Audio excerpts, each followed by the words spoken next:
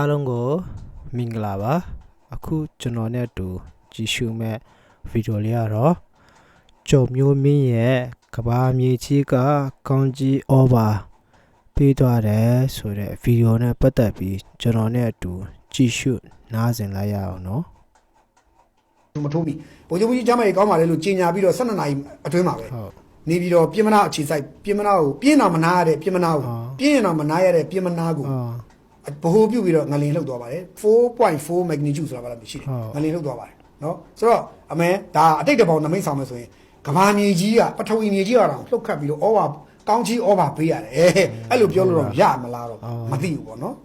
အဲ့လိုပြောရင်ရမလားမသိကျွန်တော်လည်းမသိဘူးဒါတော့ခင်ဗျားတို့ကြိုက်တယ်လို့တွေးကြပါဗျာကောင်းဘက်ကတွေးလို့ရတယ်ဒါတို့ခေါင်းဆောင်ကြီးကိုကောင်းကြီးဩဘာပေးတာ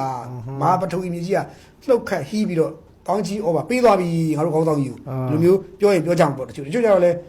ငလင်အောင်ထုတ်တယ်ကြမ်းမျိုးစုံပြောမယ်ဒါပေမဲ့ဘလို့ဖြစ်ငလင်ကတစ်နှစ်ပြည့်ကနီးဆိုတော့ပြန်လှုပ်တယ်ပြန်လှုပ်တာပေါ့နော်ဒါပြန်သတိပေးတယ်တစ်နှစ်ပြည့်တော့မယ်နော်ငါ